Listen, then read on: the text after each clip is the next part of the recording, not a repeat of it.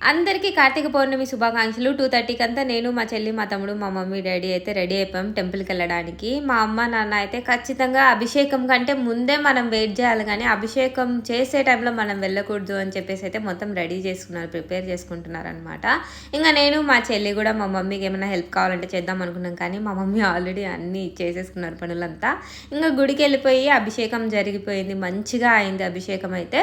ఇంగ తర్వాత అర్చన అండ్ అలాగే దర్శనం గూడా చాలా మంచిగా అయింది. నేనైతే పార్వతీ దేవత అలంకారం అంతా అయిపోయేసి అక్కడ ప్రసాదం ఇచ్చేసి హారతి ఇచ్చేంత వరకు కూడా వెయిట్ చేశాననమాట. నాకైతే చాలా మంచిగా అనిపించింది.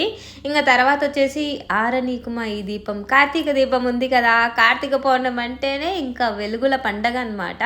మంచిగా దీపం పెడుతున్నారు మా మమ్మీ. మా మమ్మీ ప్రాసెస్ అంతా ఎలా ఉంది గుర్తుపెట్టుకోవాలి కదా అని చెప్పేసి మేము 1, 2 అని కౌంట్ చేసుకుంటూ ఉన్నామన్నమాట. ఈ విషయం మా మమ్మీకి తెలీదు. మా మమ్మీకి తెలిస్తే ఏమవుతుంది, ఏం కాదు పిల్లలు నేర్చుకుంటున్నారు కదా అని హ్యాపీగా ఫీల్ అవుతుంది. అంతే కదా మమ్మీ. ఇంకా మా మమ్మీ టెంకాయ కొట్టేసి కొంచెం కోకోనట్ వాటర్ ఇచ్చారు. చాలా తీయగా ఉన్నాయి, చాలా తీయగా ఉన్నింది అనమాట. నిజంగా బాగుండింది.